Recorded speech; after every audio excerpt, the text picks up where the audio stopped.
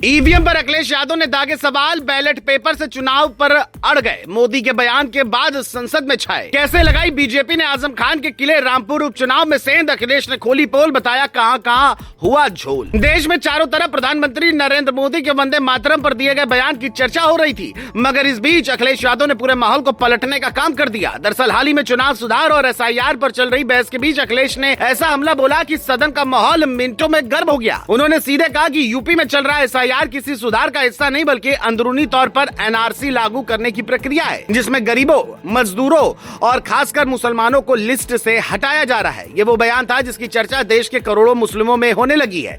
सदन में अखिलेश ने यह भी आरोप लगाया कि बीएलओ को न ट्रेनिंग दी गई, न फॉर्म की जानकारी है और यूपी में एसआईआर के दौरान 10 लोगों की जान जा चुकी है। अखिलेश के बयानों ने बीजेपी सांसदों को परेशानी में डाल दिया, जबकि विपक्ष के बेंच पर तालियों की गूंज सुनाई दे रही है। अखिलेश ने दावा किया कि यूपी में कई अधिकारी पहले ही हजारों वोट काट चुके हैं। उनके पास 15,000 वोट हटाने की सूची भी शामिल है। उन्होंने याद दिलाया कि 2022 चुनाव में भी सपा के वोटों को टारगेट कर काटा गया था और चुनाव आयोग को सबूत भी दिए गए, पर कोई कार्रवाई नहीं हुई। अखिलेश ने कहा कि असली सुधार की जरूरत चुनाव आयोग में है, क्योंकि अगर चुनाव आयोग निष्पक्ष नहीं तो कोई भी चुनाव सुधार सिर्फ औपचारिकता बनकर रह जाएगा। उन्होंने ये बात ऐसे समय पर कही जब सत्ता पक्ष लगातार चुनाव सुधारों को लेकर खुद की तारीफ कर रहा था। अखिलेश यादव यही नहीं रुके, उन्होंने उपचुनाव का जिक्र करते हुए आरोप लगाया कि यूपी में बीजेपी ने सिर्फ वोट चोरी की राजनीति की है। विशेषकर रामपुर और फर्रुखाबाद उपचुनाव का उदाहरण देते हुए उन्होंने कहा कि पुलिस और प्रशासन को निर्देश दिए गए थे कि मतदाता घरों से बाहर न निकले। उन्होंने कहा कि जिस दिन रामपुर में वोट पड़ रहा था, पुलिस चौकियों के सामने मतदाता खड़े थे, लेकिन वोट देने नहीं दिया गया।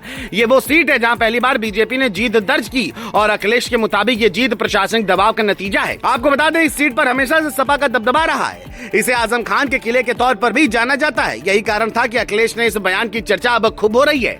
उन्होंने ये भी कहा कि भारत में चुनाव बैलेट पेपर से होने चाहिए। उन्होंने बताया कि जर्मनी कैसे विकसित देश ईवीएम को असंवैधानिक मान चुके हैं, इसलिए भारत में भी बैलेट पेपर की वापसी जरूरी है। कांग्रेस ने इस मांग पर अखिलेश का समर्थन किया। इससे सदन का माहौल और गर्म हो गया। बीजेपी सांसद इस मांग से असहज दिखाई दिए और सत्ता पक्ष की तरफ से शोरगुल शुरू हो गया। अखिलेश ने मीडिया और सोशल मीडिया की भूमिका पर भी सवाल उठाए। उन्होंने कहा कि चुनाव के समय विपक्ष को बराबर का स्पेस नहीं मिलता, बल्कि सोशल मीडिया पर छवि खराब करने के लिए हजारों करोड़ रुपए खर्च किए जाते हैं। आखिर में अखिलेश ने बड़ा आरोप लगाया कि एसआईआर के जरिए मुसलमानों और बाहर काम करने वाले मजदूरों को निशाना बनाया जा रहा है। उन्होंने उदाहरण दिया कि रामपुर में नूरजहां के परिवार ने बेटे के लिए फॉर्म भरा तो डीएम ने उन पर एफआईआर दर्ज कर दिया। अखिलेश की आखिरी लाइन ने पूरे सदन को शांत कर दिया। लोकतंत्र तभी बचेगा जब चुनाव आयोग मजबूत होगा, वरना सुधार का नाम सिर्फ एक शो पीस बनकर रह जाएगा। उनका ये भाषण सोशल मीडिया पर वायरल हो चुका है और यूपी की सियासत में नई हलचल मचा दी है।